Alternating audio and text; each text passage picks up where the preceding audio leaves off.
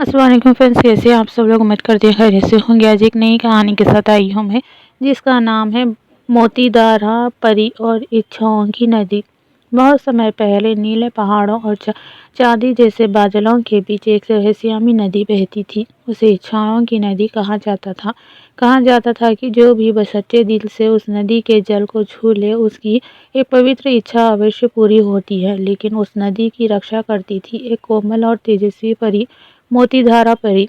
मोतीधारा परी के बाल मोतियों की तरह चमकते थे और उसके पंख से गिरती रोशनी नदी को और भी उज्जवल बना देती थी। वह हर इच्छा को पूरा कर देती, लेकिन केवल उन्हीं इच्छाओं को स्वीकार करती थी जिनमें स्वार्थ नहीं बल्कि प्रेम और भलाई छिपी होती थी।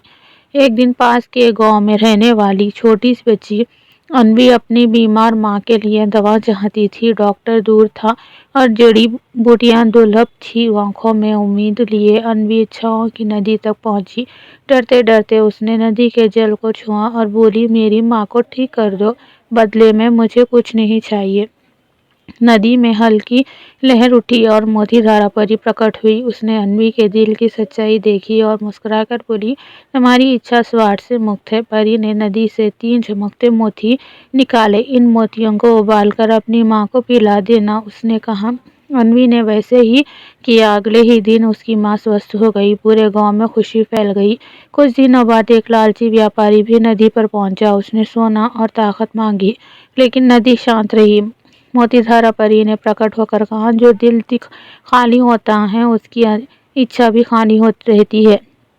शर्मिंदा होकर व्यापारी ने अपनी गलती मानी और गांव के गरीबों की मदद करने का वचन दिया। तब नदी में हल्की चमक आई और उसके मन में दया और जन्म हुआ। उसकी सच्ची इच्छा थी। उस दिन से लोगों ने समझ लिया कि इच्छाओं की नदी कोई जादुई बाजार नहीं बल्कि दिलों की परीक्षा है, और मोतीधारा परी आज भी वहाँ है, सच्चे मन वालों की राह देखती हुई।